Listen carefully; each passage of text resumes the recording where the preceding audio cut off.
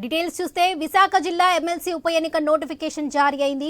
నేటి నుంచి ఈ నెల 13 వరకు నామినేషన్ల స్వీకరణ ఉంటుందని అధికారులు తెలిపారు. ఈ నెల 30న పోలింగ్ నిర్వహించనున్నారు. ఇక వచ్చే నెల 3న ఓట్ల లెక్కింపు, అదే రోజు ఫలితాలు వెల్లడించనున్నాయి. ఇక ఉమ్మడి జిల్లాలో మొత్తం 841 మంది ఓటర్లు ఉన్నారు. ఉమ్మడి జిల్లాలోని స్థానిక సంస్థల్లో 600కు పైగా వైసీపీ ఓటర్లు ఉండగా 200 మందికి పైగా కూటమి ఓటర్లు ఉన్నారు. ఇక ఉమ్మడి జిల్లాలో 11 స్థానాలు ఖాళీగా ఉన్నాయి.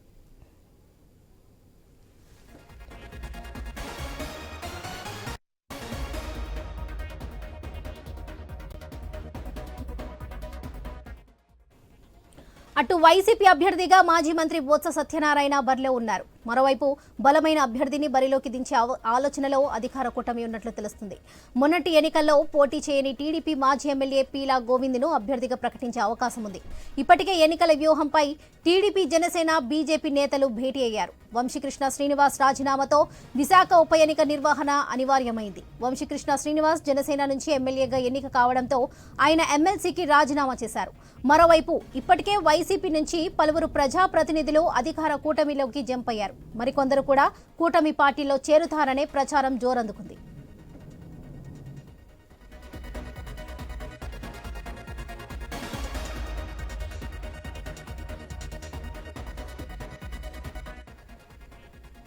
ఇక ఉమ్మడి విశాఖ జిల్లా స్థానిక ఎమ్మెల్సీగా పోటీ చేస్తున్న తనను అత్యధిక మెజారిటీతో గెలిపించాలని మాజీ మంత్రి బొత్స సత్యనారాయణ విజ్ఞప్తి చేశారు. జగన్ తనను నమ్మి అభ్యర్థిగా ఖరారు చేశారని, ప్రజాప్రతినిధులు కలిసిమెలిసి పనిచేసి గెలిపించాలని ఆయన కోరారు. ఎమ్మెల్సీ ఎన్నికల్లో గెలిచేందుకు కావలసినంత బలం ఉందన్నారు. అయితే అధికార పార్టీకి ఏమాత్రం బలం లేకపోయినా ఎన్నికల్లో గెలిచేందుకు సన్నద్ధమవుతున్నారని, వైసీపీ సత్తా ఏంటో చూపించాలని విజ్ఞప్తి చేశారు. చోడవరం మాజీ ఎమ్మెల్యే కరణం ధర్మశ్రీ కార్యాలయంలో జరిగిన మాడుగుల చోడవరం నియోజకవర్గం ఎంపీటీసీ, జెడ్పీటీసీ సమావేశంలో ఆయన ముఖ్య అతిథిగా పాల్గొని టీడీపీ శ్రేణులకు దిశానిర్దేశం చేశారు. అందుకోసమే జగన్మోహన్ రెడ్డి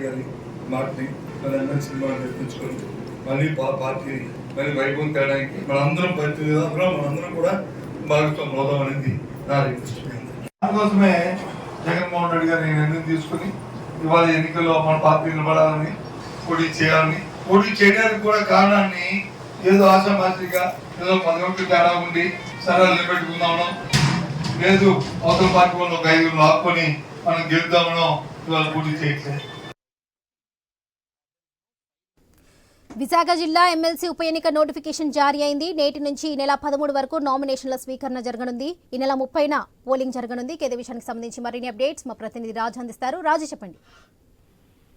స్వర్లక్ష్మి, ఏదైతే ఉమ్మడి విశాఖపట్నం జిల్లాలో ఉన్నటువంటి స్థానిక సంస్థల ఎమ్మెల్సీకి సంబంధించి ఈ రోజు నోటిఫికేషన్ కూడా విడుదలైంది. ఇప్పటికే అంటే గత మంగళవారం కేంద్ర ఎన్నికల సంఘం ఏది ప్రకటన విడుదల చేసింది. అప్పటి నుంచి కూడా ఉమ్మడి విశాఖపట్నం జిల్లా వ్యాప్తంగా కూడా ఎన్నికల కోడ్ అయితే అమలు జరుగుతున్న నేపథ్యంలో ఈ రోజు 6వ తారీఖు నోటిఫికేషన్ కూడా విడుదల చేసింది. దీనికి సంబంధించి 13వ తారీఖు నామినేషన్ చివరి తేదీగా నిర్ణయిస్తూ కూడా ప్రకటన విడుదల చేసింది. అలాగే 14న స్క్రూటినీ ఉంటుంది. 16వ తారీఖున నామినేషన్ ఉపసంహరణగా గడువు ఇవ్వడం జరిగింది. ఏదైనా చూసుకుంటే స్థానిక సంస్థల ఎన్నిక, ఎమ్మెల్సీ ఎన్నిక ఏదైతే ఉందో దీన్ని ఇరు పార్టీలు కూడా ప్రతిష్టాత్మకంగా తీసుకున్నాయి. ఎందుకంటే ఇక్కడ వైఎస్ఆర్ కాంగ్రెస్ పార్టీ గతంలో ఈ ఎమ్మెల్సీ స్థానాన్ని సాధించుకుంది. వంశీకృష్ణ శ్రీనివాస్ యాదవ్ అప్పుడు వైఎస్ఆర్ కాంగ్రెస్ పార్టీ తరఫున ఎమ్మెల్సీ ఇవ్వడం, తర్వాత ఆయన పార్టీకి రాజీనామా చేస్తూ ఎమ్మెల్సీని కూడా వదులుకోవాల్సి వచ్చింది.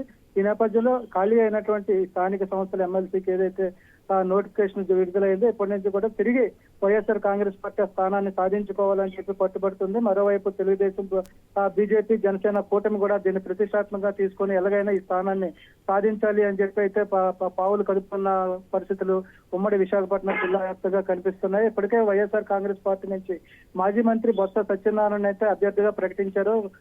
అధికారికంగా ప్రకటించిన నేపథ్యంలో బొత్స సత్యనారాయణ కూడా ఉమ్మడి విశాఖపట్నం జిల్లాలో ఉన్న చోడవరం, మాడుగుల, అనకాపల్లి జిల్లాలో కొన్ని ప్రాంతాల్లో ఇప్పటికే సుడిగాలి పర్యటన చేస్తూ అక్కడ ఉన్నటువంటి స్థానిక ప్రజాప్రతినిధుల్ని, మాజీ ఎమ్మెల్యేలందరినీ కూడా కలుపుకుంటూ వెళ్తూ ఎలాగైనా గెలుపుకు సాధించాలి, పరువు నిలబెట్టుకోవాలని చెప్పి కూడా వ్యాఖ్యలు చేయడం జరిగింది. ఈ నేపథ్యంలో స్థానికంగా ఉన్నటువంటి ఎంపీటీసీలు, జడ్పీటీసీలు, సర్పంచులతో కూడా సమావేశాలు నిర్వహించి గెలుపుకు ఉన్నటువంటి అన్ని అవకాశాలను కూడా పరిశీలిస్తున్న పరిస్థితి ఉంది. మరోవైపు చూసుకుంటే టీడీపీ, బీజేపీ కూటమి నుంచి కూడా అభ్యర్థిని అయితే ఇంకా ప్రకటించాల్సి ఉంది. ప్రాథమికంగా అయితే మాత్రం అనకాపల్లికి చెందినటువంటి టీడీపీ నాయకుడు మొన్న ఎన్నికల్లో సీటు ఆశించి త్యాగం చేయాల్సి వచ్చినటువంటి పేలా గోవింద్ పేరు అయితే ప్రధానంగా వినిపిస్తుంది.